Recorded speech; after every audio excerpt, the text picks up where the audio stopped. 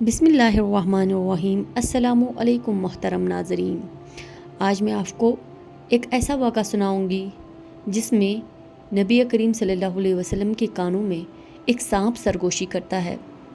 اس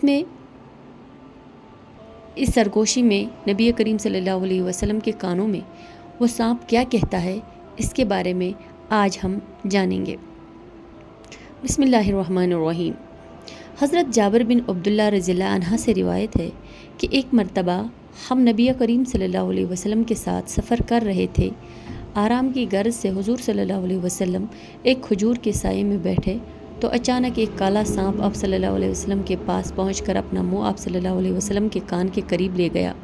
کچھ دیر بعد حضور صلی اللہ علیہ وسلم نے اس سانپ کے کان کے قریب اپنا منہ مبارک لے جا کر کچھ فرمایا۔ اس کے بعد وہ سانپ ایسے غائب ہوا جیسے اس کو زمین نگل گئی ہو۔ ہم نے عرض کی، یا رسول اللہ صلی اللہ علیہ وسلم، یہ کیا ماجرا ہے؟ ہم اس سانپ کو آپ صلی اللہ علیہ وسلم کے قریب دیکھ کر ڈر گئے تھے۔ آپ صلی اللہ علیہ وسلم نے فرمایا کہ وہ جانور نہیں بلکہ ایک جن تھا۔ فلاں سورت کی چند آیات بھول گیا تھا، انہی آیات کی تحقیق کے لیے جنات نے اسے بھیجا تھا۔ تم لوگ موجود تھے، اس لیے وہ سانپ کی شکل میں آیا۔ اس کے بعد حضور صلی اللہ علیہ وسلم ایک گاؤں میں پہنچے تو وہاں کے لوگوں نے عرض کی، یا رسول اللہ صلی اللہ علیہ وسلم، اس گاؤں کی ایک خوبصورت عورت پر ایک جن عاشق ہو گیا ہے۔ اس نے اسے اتنا پریشان کر رکھا ہے کہ وہ نہ کھاتی ہے نہ پیتی ہے، بس مرنے کے قریب ہے۔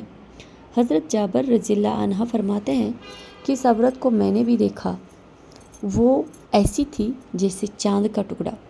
حضور صلی اللہ علیہ وسلم نے اسے پکار کر فرمایا، اے جن، کیا تجھے معلوم ہے کہ میں اللہ کا رسول محمد صلی اللہ علیہ وسلم ہوں؟